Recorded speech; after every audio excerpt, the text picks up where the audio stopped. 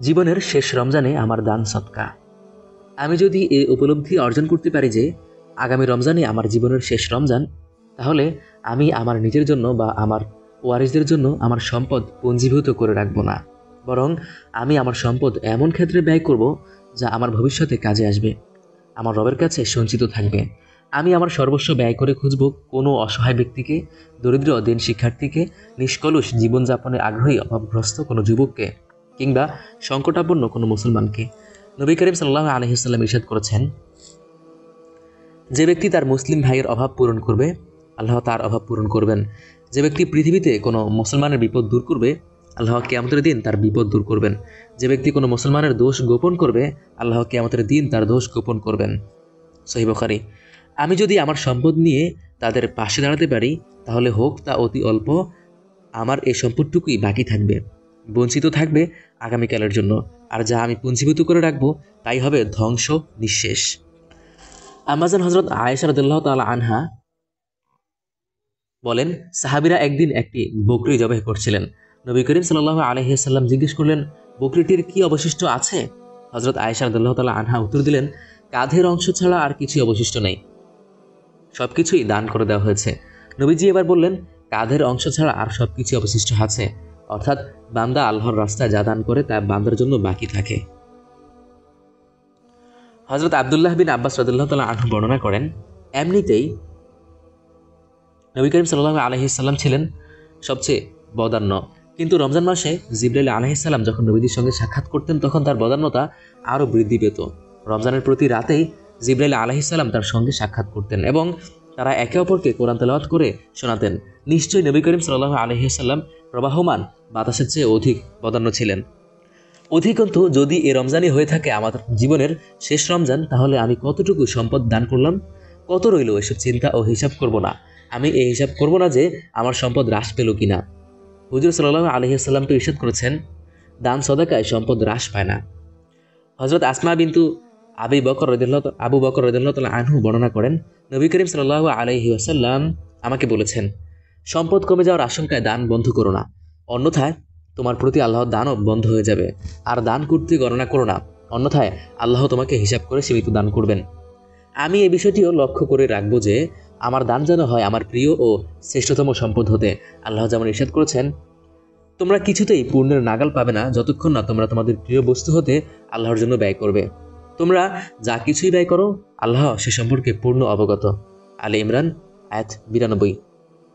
সুতরাং আমি যে ধরনের খাবার পছন্দ করি, গরিব দুঃখীকে তেমন খাবারই দান করব। আমি যেমন পোশাক পরিধান করি, তাদেরকে ও তাদের সন্তানদেরকে তেমন পোশাকই প্রদান করব। আমি সর্বদা উপলব্ধি করতে সচেষ্ট হব যে আমি তো সাড়া দিচ্ছি আল্লাহর আহ্বানে, যিনি আমার কাছে ঋণ দাবি করেছেন।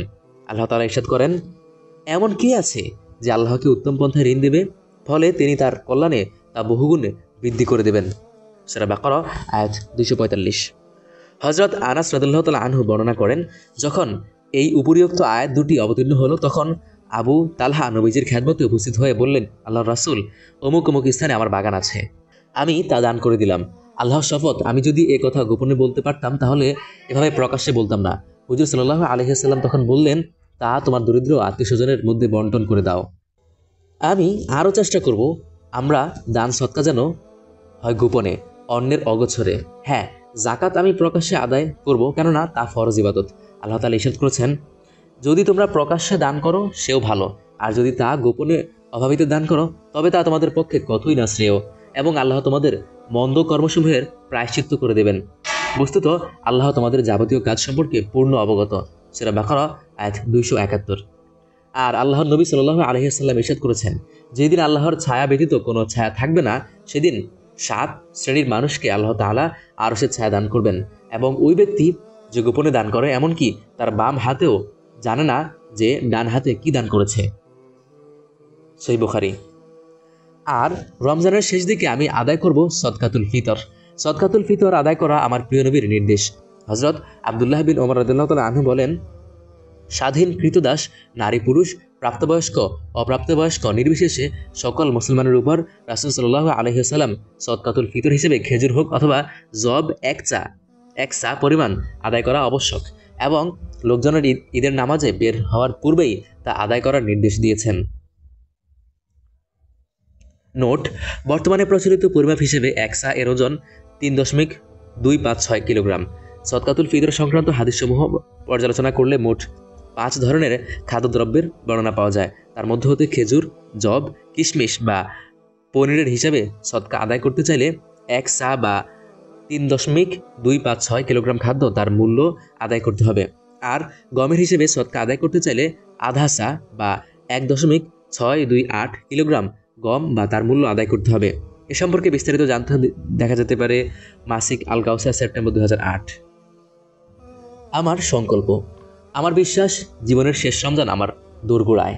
তাই আগামী রমজানে আমি অসহায় অভাবীকে সহায়তা করব, আল্লাহর দেওয়া সম্পদ আল্লাহর কাছে সঞ্চয় করব, নবীজির ন্যায় মাহে রমজানে বদান্যতার হাত প্রসারিত করব, নিজের সবচেয়ে প্রিয় ও দামি সম্পদ হতে প্রফুল্ল চিত্তে দান করব অতি গোপনে সংগোপনে, বাম হাতেও যেন টের না পায়। আর সবশেষে রমজানের শেষ সময়ে আদায় করব সদকাতুল ফিতর। জীবনের শেষ রমজানে আমার আত্মীয়তা সম্পর্কের দাবি রক্ষা। আমি যদি বিশ্বাস করে থাকি যে আগামী রমজানই আমার জীবনের শেষ রমজান, তাহলে অবশ্যই আমি আমার আত্মীয় স্বজনের প্রতি আমার হক ও দায়িত্ব আদায় করব। আমি প্রত্যেক আত্মীয়র সঙ্গে সুসম্পর্ক রক্ষায় সচেষ্ট হব, প্রত্যেকের সঙ্গে যোগাযোগ করব, প্রত্যেকের সঙ্গে সাক্ষাৎ করব। এক্ষেত্রে কেবল ফোনে যোগাযোগ করাকে যথেষ্ট মনে করব না। হযরত আয়েশা রাদিয়াল্লাহু তাআলা আনহা হতে বর্ণিত, রাসূলুল্লাহ সাল্লাল্লাহু আলাইহি ওয়াসাল্লাম ইরশাদ করেছেন, রিহাম অর্থাৎ আত্মীয়তার সম্পর্ক আল্লাহর আরশের সঙ্গে ঝুলন্ত অবস্থায় আছে। সে বলে, যে ব্যক্তি আমার সম্পর্ক বজায় রাখবে, আল্লাহ তার সঙ্গে সম্পর্ক রাখবেন, আর যে আমার সম্পর্ক ছিন্ন করবে, আল্লাহ তার সঙ্গে সম্পর্ক ছিন্ন করবেন। সহিহ মুসলিম। আমি যেহেতু চাই যে আল্লাহ আমার সঙ্গে সম্পর্ক রাখবেন এবং আমার প্রতি অনুগ্রহ আচরণ করবেন, সুতরাং হাদিসের দাবি অনুযায়ী আমি আত্মীয়দের সঙ্গে সম্পর্ক বজায় রাখব এবং তাদের সঙ্গে উত্তম ব্যবহার করব। আত্মীয় স্বজনের মধ্যে যারা অসুস্থ, আমি তাদের খোঁজ খবর নেব এবং তাদের শুশ্রূষা করব। আমার নবীজি তো বলেছেন, আল্লাহ অসুস্থদের সঙ্গে আছেন। হযরত আবু হুরায়রা রাদিয়াল্লাহু তাআলা আনহু হতে বর্ণিত, নবী করিম সাল্লাল্লাহু আলাইহি ওয়াসাল্লাম ইরশাদ করেছেন, আল্লাহ তাআলা কিয়ামতের দিন বলবেন, হে আদম সন্তান, আমি অসুস্থ ছিলাম, কিন্তু তুমি আমার খোঁজ খবর নাওনি। সে বলবে, হে আমার প্রতিপালক, আমি কি করে আপনার খোঁজ খবর নেব? আপনি যে জগৎসমূহের প্রতিপালক। আল্লাহ বলবেন, তুমি কি জানতে না যে আমার অমুক বান্দা অসুস্থ হয়েছিল? তুমি তো তার সেবা করনি। তুমি কি জানতে না যে তুমি তার সেবা শুশ্রূষা করলে তার কাছে আমাকে পেতে? সহিহ মুসলিম। স্বয়ং নবী করিম সাল্লাল্লাহু আলাইহি ওয়াসাল্লাম আত্মীয়তার হক আদায়ে পূর্ণ যত্নবান ছিলেন। তিনি আল্লাহর কাছে তার মায়ের জন্য ইস্তেগফার করার এবং মায়ের কবর জিয়ারত করার অনুমতি চেয়েছিলেন। হযরত আবু হুরায়রা রাদিয়াল্লাহু তাআলা আনহু হতে বর্ণিত, নবী করিম সাল্লাল্লাহু আলাইহি ওয়াসাল্লাম ইরশাদ করেছেন, আমি আমার রবের কাছে আমার মায়ের জন্য ইস্তেগফার করার অনুমতি চেয়েছিলাম, কিন্তু তিনি অনুমতি দেননি। অতঃপর তার কবর জিয়ারত করার অনুমতি পেয়েছি, তখন অনুমতি দেওয়া হয়েছে। আমার আত্মীয় স্বজনের মধ্যে কারা কারা অভাব অনটনে জর্জরিত, আমি তাও খুঁজে বের করব এবং আমার সম্পদ দিয়ে তাদের সহায়তা করব। হযরত সালমান বিন আমের আজ-জাবাবি রাদিয়াল্লাহু তাআলা আনহু হতে বর্ণিত, নবী করিম সাল্লাল্লাহু আলাইহি ওয়াসাল্লাম ইরশাদ করেছেন, মিসকিনকে সদকা করলে তো কেবল সদকাই হয়, আর আত্মীয়কে দিলে তাতে রয়েছে সওয়াবের দুটি দিক, একটি সদকা আর একটি আত্মীয়তা রক্ষা। সুনানে তিরমিজি। আমার আত্মীয়তা রক্ষা ও আত্মীয়তার দাবি আদায়ে কারো আচরণ যেন বাধা হয়ে না দাঁড়ায়। যে আমার সঙ্গে সম্পর্ক ছেদ করেছে, আমি তার কাছেও যাব এবং সম্পর্ক বজায় রেখে চলব। যার হক আদায়ে আমার ত্রুটি হয়ে গেছে, আমি তার কাছে ওজর খাই করব। এতে লাভ ও কল্যাণ আমারই হবে। আমি নিষ্কৃতি পাবো আযাবে এলাহি হতে।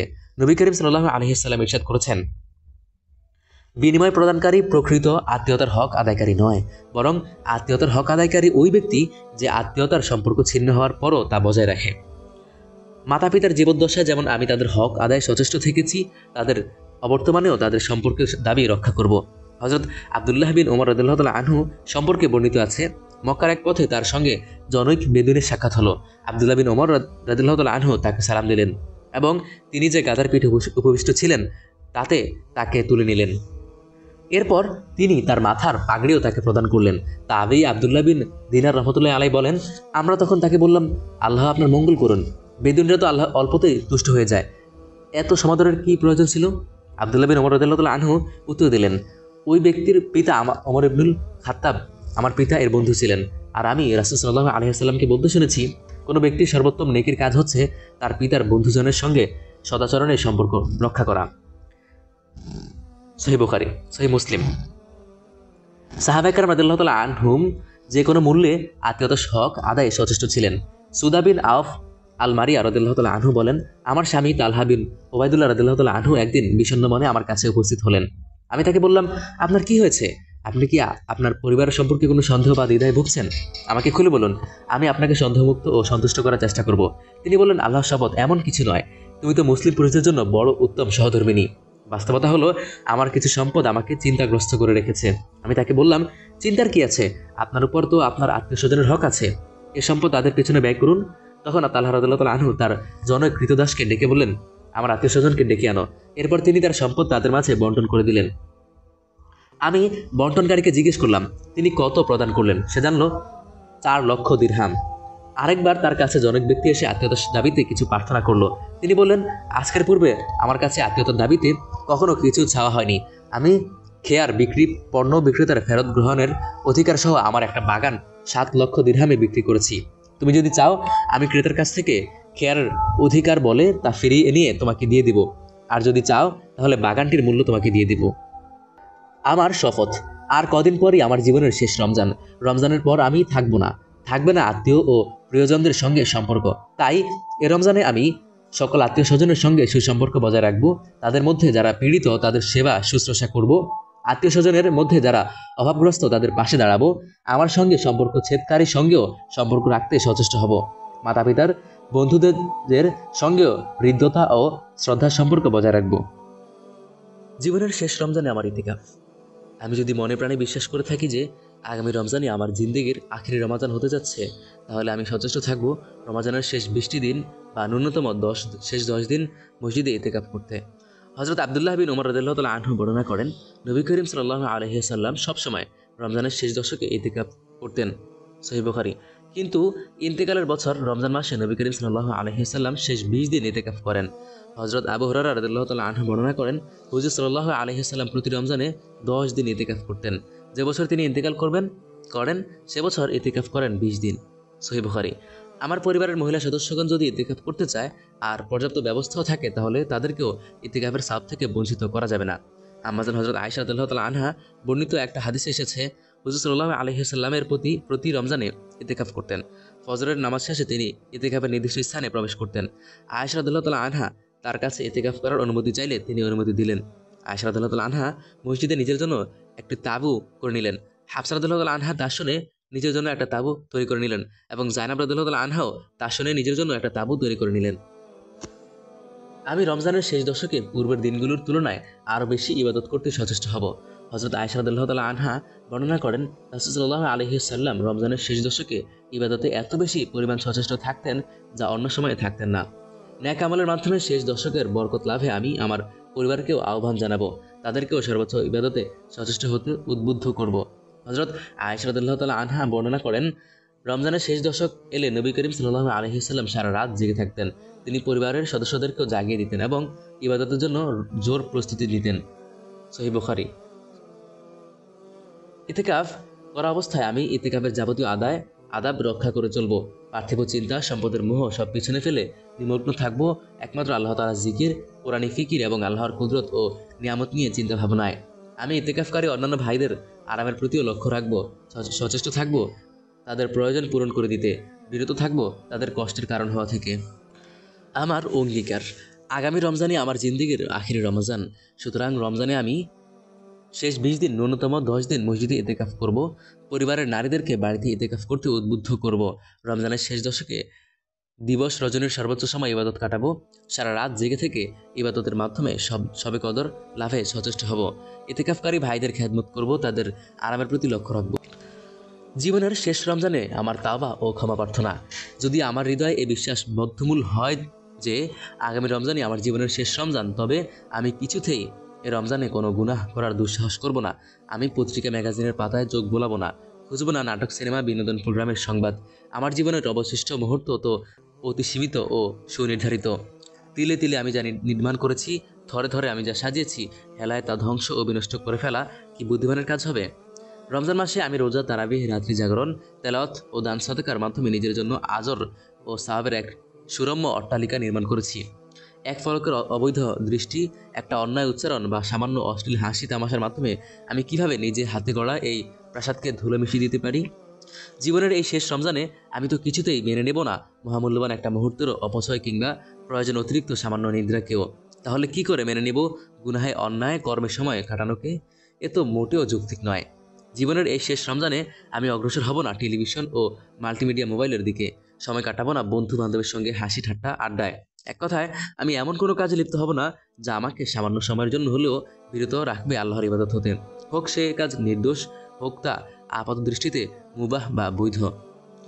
এই রমজানে আমি গুনাহ করি বা না করি, অবশ্যই আমি আমার পেছনের জীবনের যাবতীয় গুনাহের জন্য আল্লাহর কাছে তাওবা করব। মাসুম নবীও তো সর্বদা তাওবা ইস্তেগফার করতেন, তাই না? নবীজি বলেছেন সাল্লাল্লাহু আলাইহি ওয়াসাল্লাম, আল্লাহর শপথ আমি তো আল্লাহর নিকট দৈনিক 70 বারেরও বেশি তাওবা ইস্তেগফার করি। সহিহ বুখারী। নবীজি সাল্লাল্লাহু আলাইহি ওয়াসাল্লাম সবসময় ইস্তেগফার করতেন, এমনকি যখন তিনি সাহাবায়ে কেরামগণের সঙ্গে বসে থাকতেন তখনও করতেন তাওবা ইস্তেগফার। হযরত আব্দুল্লাহ বিন ওমর রাদিয়াল্লাহু তাআলা আনহু বর্ণনা করেন, আমরা নবী করিম সাল্লাল্লাহু আলাইহি ওয়াসাল্লামকে মসজিদে অবস্থানকালে একই বৈঠকে নিম্নোক্ত ইস্তেগফারটি 100 বার পাঠ করতে গণনা করেছি। রব্বিগফিরলি ওয়া তুব আলাইয়া ইন্নাকা আনতাত তাওয়াবুর রহিম। হে আমার প্রতিপালক, আমাকে ক্ষমা করে দিন, আমার তাওবা কবুল করে নিন, নিশ্চয়ই আপনি তাওবা কবুলকারী, অতি দয়াময়। তবে আমার এ তাওবা হতে হবে নির্ভেজাল ও নিষ্কলুষ তাওবা। পবিত্র কোরআনী ভাষায় তাওবা নাসুহা বা বিশুদ্ধ তাওবা ইরশাদ হয়েছে, হে ওই লোকেরা যারা ঈমান এনেছো, আল্লাহর নিকট তাওবা করো, বিশুদ্ধ তাওবা। আশা করা যায় তোমাদের প্রতিপালক মোচন করে দিবেন তোমাদের গুনাহসমূহ আর তোমাদের প্রবেশ করাবেন এমন বাগবাগিচায় যার তলদেশে প্রবাহিত হয় নহরসমূহ। সূরা তাহরিম আয়াত 8। অর্থাৎ আমার তাওবা হবে নির্ভেজাল ও নিষ্কলুষ, স্বচ্ছ ও সুস্পষ্ট এবং এই দৃঢ় অঙ্গীকারে সমৃদ্ধ যে ভবিষ্যতে আর কখনো পা বাড়াবো না গুনাহের পঙ্কিল পথে। আমার প্রতিশ্রুতি, জীবনের শেষ রমজান তো আমার দরজায় কড়া নাড়ছে। সারা জীবনের সকল গুনাহ হতে ক্ষমা লাভের সর্বশেষ সুযোগ আমার সামনে। তাই এই রমজানে আমি কোনো গুনাহ করব না, অন্যায় পথে অগ্রসর হব না, অপ্রয়োজনীয় বৈধ কাজ হতেও যথাসম্ভব বিরত থাকব। পুরো রমজান মাসে বেশি বেশি তাওবা ইস্তেগফার করব। আমার তাওবা হবে নির্ভেজাল ও নিষ্কলুষ, খালিস ও বিশুদ্ধ। রমজানের ফজিলতপূর্ণ ইবাদতকে সামান্য অবহেলায় নষ্ট করব না। জীবনের শেষ রমজানে আমার উম্মাহ দরদ বা জাতি চিন্তা। আমি তো এখন পূর্ণ বিশ্বাস করি যে আগামী রমজানই আমার জীবনের শেষ রমজান। সুতরাং আমার মানুষ জুড়ে যেন জাগ্রত থাকে উম্মাহ দরদ। মুসলিম উম্মাহ আজ ক্ষত বিক্ষত, নির্যাতিত, নিপীড়িত এবং শতধা বিভক্ত। কত দুর্যোগ, কত সংকট। উম্মাহর চিন্তায় আমি যদি অস্থির ও ব্যাকুল না হই, কাল কোন মুখে দাঁড়াবো মহান আল্লাহর সামনে? ফিলিস্তিন অবরুদ্ধ, ইরাক অধিকৃত, আফগানিস্তান জ্বলছে, চেচনিয়ায় চলছে নিপীড়ন, কাশ্মীরে অমানবিক নির্যাতন, সোমালিয়ায় ধ্বংসের উন্মাদনায় দমন নিষ্পেষণ, সুদান ভেঙে দুখান, এক কথায় গোটা পৃথিবী জুড়ে নগ্ন পাশবিকতা, ইসলাম ও মানবতার বিরুদ্ধে কুফরি ও পশুত্বের হিংস্র উল্লাস। আর আমরা সেই জাতি, নিরুত্তাপ নিরুদ্বেগ, যেন কিছুই হয়নি। কাল রবের সামনে দাঁড়িয়ে কি জবাব দিব আমরা? আমি তো নিমগ্ন ছিলাম খেলাধুলার সর্বশেষ সংবাদে, ব্যতিব্যস্ত ছিলাম শিল্প সংস্কৃতি, উদ্ভাবন ও প্রযুক্তির খোঁজখবর নিতে। কিংবা আমি তো ব্যস্ত ছিলাম নিজেকে নিয়ে এবং আমার পরিবারকে নিয়ে। কাল কিয়ামতের দিন কাজে লাগবে তো এত সব অজুহাত? হায়, কোথায় উম্মার প্রতি দরদ জ্বালা? কোথায় এক জাতি, এক দেহে, এক প্রাণের অনুভূতি? পৃথিবীর পূর্ব পশ্চিমে কোথাও মুসলিম জাতির আক্রান্ত হওয়ার সংবাদ আমিও কি দহন যন্ত্রণা অনুভব করি?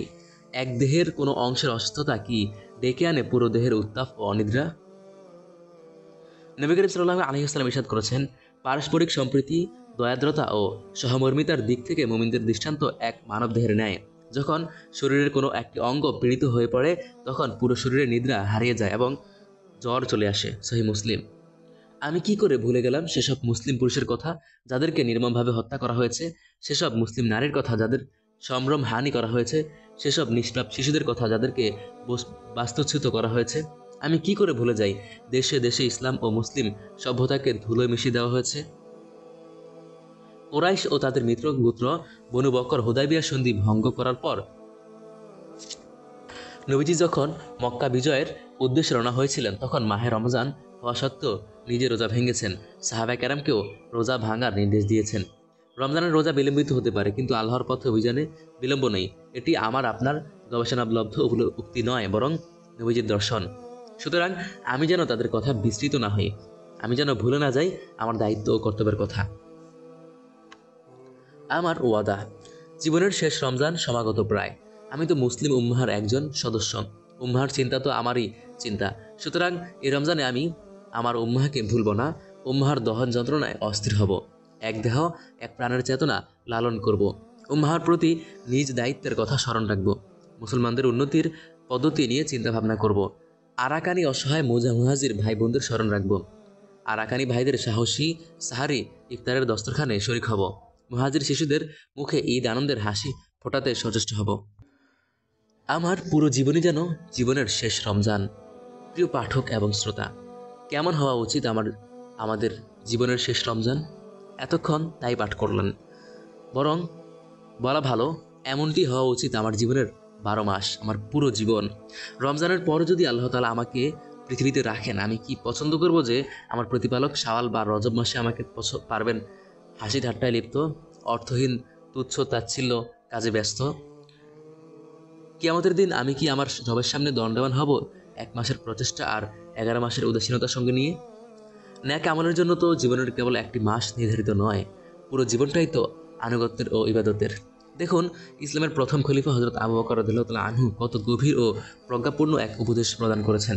তিনি যখন হযরত আবু উবাইদা রাদিয়াল্লাহু তাআলা আনহুকে শাম অভিযানে প্রেরণ করলেন, বিদায় জানালেন, তখন তাকে বলছিলেন, আবু উবাইদা সর্বদা ন্যাক আমল করবে, আল্লাহর পথে জিহাদ ও সংগ্রাম করে বাঁচবে আর শাহাদাতের মৃত্যুবরণ করবে। আল্লাহু আকবার! কি গভীর মর্ম সমৃদ্ধ নসিহত, কি প্রজ্ঞাপূর্ণ ওসিয়ত! শুধু ন্যাক আমলে যথেষ্ট নয়, অন্তরে লালন করতে হবে সার্বক্ষণিক সংগ্রামী চেতনা। হৃদয়ে জাগ্রত থাকতে হবে ইসলামের সর্বোচ্চ চূড়ায় আরোহণের স্বপ্ন ও আগ্রহ। আল্লাহর রাহে জিহাদ ও সংগ্রাম। সংগ্রাম জীবনের প্রতিটি অঙ্গনে। সংগ্রাম ইসলামের শত্রুদের বিপক্ষ রঙ্গানে।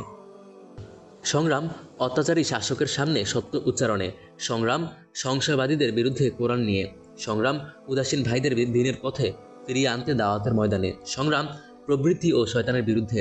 সংগ্রাম দিনের পথে ও ইবাদতের পথে অটল থাকতে এবং সংগ্রাম গুনাহ ও অন্যায় থেকে আত্মরক্ষার্থে। জীবনটাই তো এক সংগ্রাম মুখর অভিযাত্রা। আমার পুরো জীবন এক সংগ্রামী জীবন, মুজাহিদি জীবন। ক্ষণিকের সামান্য প্রচেষ্টা আর সংগ্রাম মুখর কর্মজীবন কি কখনো এক হতে পারে? তারপর সংগ্রাম মুখর জীবনও তো যথেষ্ট নয়। আমরা তো খুঁজে ফিরবো চির আরাধ্য শাহাদাতের মৃত্যু। আমরা তো এখনো ঠিক করিনি জীবনের গতিপথ এবং মৃত্যুর সুনির্ধারিত পথ।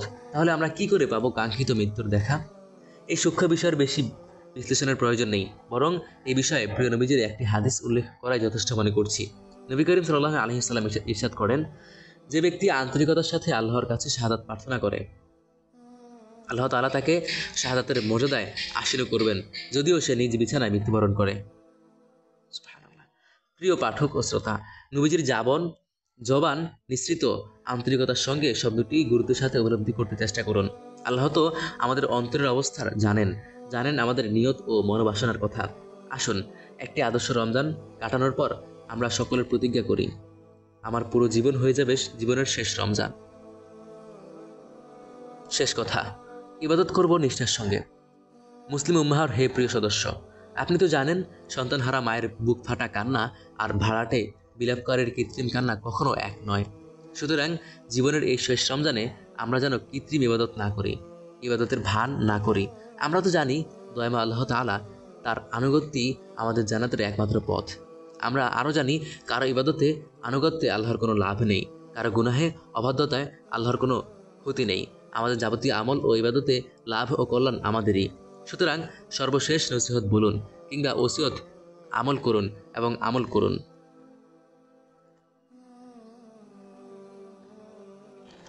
সংগ্রামী জীবন গ্রহণ করুন, আরাধ্য মৃত্যু সন্ধান করুন। সকল নেক আমল ইখলাস ও নিষ্ঠার সঙ্গে করুন। সময় কিন্তু শেষ হয়ে যাচ্ছে। পার্থিব জীবনের যে সময়গুলো গত হয়ে গেছে, তার চেয়ে অনেক অনেক কম সময় বাকি আছে। প্রিয় নবীজির ইরশাদ মনে আছে? নবীজি তো বলেছেন, বুদ্ধিমান হলো ওই ব্যক্তি যে স্বীয় নফসকে নিয়ন্ত্রণে রাখে এবং মৃত্যুর পরের জন্য আমল করে। দয়াময় আল্লাহর কাছে প্রার্থনা, তিনি যেন আমাদের দান সদকা আদর্শ মুমিনের রমজান ইসলাম ও মুসলিম জাতিকে করেন সম্মানিত, মর্যাদাবান, এক দেহ এক প্রাণ। আমার সর্বশেষ প্রতিজ্ঞা, আমার প্রতিটি ইবাদত হবে ইখলাস ও ইহতিসাবপূর্ণ। আমি ইবাদত করব নিষ্ঠা ও আন্তরিকতা নিয়ে, সওয়াবের প্রত্যাশায়। আমার জীবনের অবশিষ্ট প্রতিটি মাস হবে জিন্দেগির আখেরি রমজান, কারণ আমি চক্ষুষ্মান, আমি বিবেকবান, পরিচয়ে আমরা মুসলমান, পরিচয়ে আমরা মুসলমান।